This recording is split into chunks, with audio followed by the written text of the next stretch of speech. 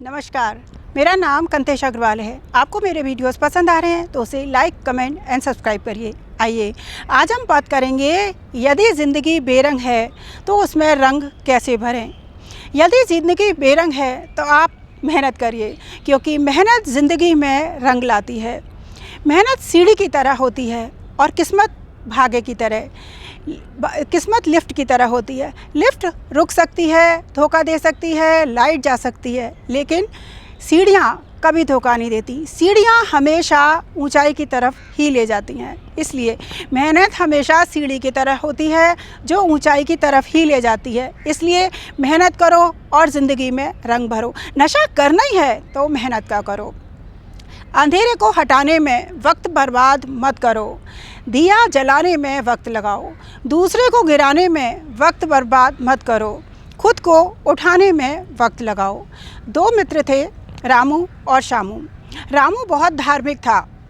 वो सारा दिन मंदिर में जाता, बैठता, पूजा पाठ करता। उसे लगता था मैं पूजा पाठ करता रहूँगा तो मेरा सारा काम हो जाएगा। लेकिन श्यामू बहुत मेहनती था। वो मेहनत पर विश्वास करता था।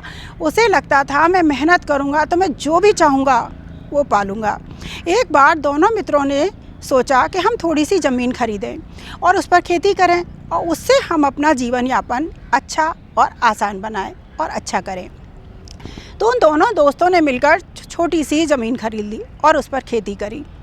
रामू क्योंकि मेहनती था वो मेहनत करता रहा। श्यामू क्योंकि आलसी था वो भगवान के ऊपर विश्वास करता था और वो मंदिर में बैठा रहता था। तो रामू ने मेहनत करी, खेती बहुत अच्छी हुई और श्यामू भगवान से प्रार्थना करने में लगा रहा। जब खेती हुई तो बहुत अच्छी खेती हुई और उनको काफ़ी पैसा मिला। जब खेती हुई और पैसा मिला, जब उन्होंने खेत को जाकर बेचा तो दोनों में झगड़ा हुआ कि पैसा कौन ज़्यादा लेगा। जो मेहनती था बोला मेरे मेहनत का फल ज़्यादा है इसलिए मैं ज़्यादा पैसा लूँगा। जो धार्मिक था बोला मैंने भगवान की पूजा करी है, भगवान के बिना तो कोई काम होता नहीं है, इसलिए पैसा मैं ज़्यादा लूँगा। जब दोनों लड़ते रहे और किसी नतीजे पर नहीं पहुँचे तो वो उस गांव के मुखिया के पास गए और मुखिया को सारी बातें बताई। मुखिया ने दोनों की बातें बड़े ध्यान से सुनी, लेकिन वो निर्णय करने में असमर्थ रहा। तब उसने कहा कि मैं तुम्हें इसका एक उपाय बताता हूँ, तब तुम करना। उसने अपने सेवक से कहा कि तुम 2 घड़े लेकर आओ। 2 घड़े में उसने दाल डाली और थोड़े से कंकड़ डाले। बोले जो इस घड़े के कंकड़ और दाल को सुबह अलग करके लाएगा मैं उसको ज़्यादा धन दूंगा। जो मेहनती था रामू, उसने रात भर बैठ के कंकड़ और दाल को अलग अलग किया। और श्यामू जो कि खाली धर्म के ऊपर विश्वास करता था वो भगवान के मंदिर में चला गया और भगवान से प्रार्थना करने लगा कि भगवान मेरे सारे दाल और कंकड़ अलग अलग हो जाएं। और दोनों सुबह मुखिया के पास पहुँचे। रामू ने अपना घड़ा मुखिया को दिखाया जिसमें से उसने काफ़ी सारी दाल और कंकड़ अलग अलग कर लिए थे। मुखिया बड़ा प्रसन्न हुआ। श्यामू जो कि मंदिर में जाकर बैठकर पूरी रात प्रार्थना कर रहा था कि मेरे भगवान सारे कंकड़ और दाल अलग कर दो। मुखिया ने उसका भी घड़ा खोला। वो जैसा ले गया था वैसे का वैसा था। मुखिया ने उसको कहा कि तुमने इसमें कुछ भी साफ़ नहीं किया। बोला मैं तो पूरी रात भगवान से पूजा कर रहा था, उन्होंने कर दिया होगा। मुखिया बोला भगवान उसी की सहायता करता है जो पुरुषार्थ करता है। खुद की तुम सहायता करोगे तभी भगवान तुम्हारी भी सहायता करेगा। तब मुखिया ने मेहनत करने वाले रामू को ज़्यादा पैसे दिए और श्यामू को कम दिए। न्याय अपने आप ही हो गया। फिर दोनों ने मिलकर मेहनत करी, फिर से खेती करी और दोनों को पहले से दुगना लाभ हुआ और दोनों की ज़िंदगी बड़ी आसान हो गई। भगवान उसी की सहायता करते हैं जो इंसान पुरुषार्थ में लगा रहता है। हमेशा इंसान को प्रयास करता रहना चाहिए, क्योंकि कोशिश हमेशा कामयाब होती है। एक उदार चित्त और समर्पण से और मेहनत से इंसान को सब कुछ मिलता है। एक नदी पहाड़ को काट देती है।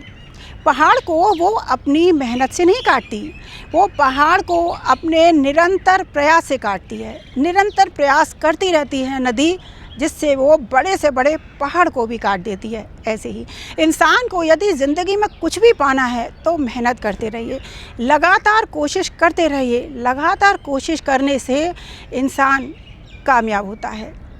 उदारचित और समर्पण से ज़िंदगी में रंग भरता है। मेहनत से ज़िंदगी में रंग भरता है। उदारचित और समर्पण से ज़िंदगी रंगीन बनती है। पोखर का जल सूखता जा रहा था।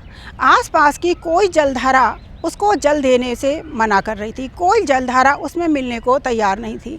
वर्षा का जल आखिर कितने दिन चलता? गर्मी की तपन से उसमें बचा कुचा जल भी सूखता जा रहा था। तब पोखर ने नदियों को संदेश भिजवाया कि तुम सारी नदियाँ समुद्र में जाकर मिलती हो और उसको इस जल की ज़रूरत भी नहीं है। तुम मुझ दीनहीन पर दया क्यों नहीं करती? एक साथ सारी नदियों ने मना कर दिया कि हम तुम्हें अपना जल नहीं देंगे। उसने पूछा क्यों? बोले जब हम अपना जल समुद्र को देते हैं तो समुद्र अपना सारा जल वाष्प बनकर ऊपर उड़ता है। फिर वो जल पूरी धरती को, पूरी मानव जाति का कल्याण करता है। खेती होती है, हर मनुष्य का पोषण होता है, उसको आनंद मिलता है और उसका पोषण होता है। अब पोखर क्या जवाब देता? पोखर का जल तो बचा कुचा पहली गर्मी की तपन से पूरा सूख गया। पोखर अपने अपराध भाव ही उसको खाए जा रहा था और उसका जवाब देने में वो असमर्थ था। ऐसे ही जो इंसान बहुत ज़्यादा अपने आप को सिकोड़ कर रखता है, सिर्फ अपना भला सोचता है, दूसरे का बुरा करता है, या वो जब दूसरे का भला नहीं करता है, ऐसा इंसान बहुत जल्दी सिकुड़ के संपन्न उसमें ख़त्म हो जाता है। जो इंसान जितना विशालता में जीता है, जितना ज़्यादा से ज़्यादा लोगों का भला करता है, उस इंसान का उतना ही ज़्यादा भला होता है। इसलिए इंसान को हमेशा अच्छे और सत्कर्म करते रहना चाहिए। इंसान को विशालता में जीना चाहिए। कोई भी यहाँ पराया या दूसरा नहीं है। हर किसी का कल्याण करो, हर किसी का भला करो। इंसान का स्वयं का भला स्वयं हो जाएगा। जय श्री कृष्ण। आज के लिए इतना ही। अगली बार फिर हम किसी और विषय पर चर्चा करेंगे। नमस्कार।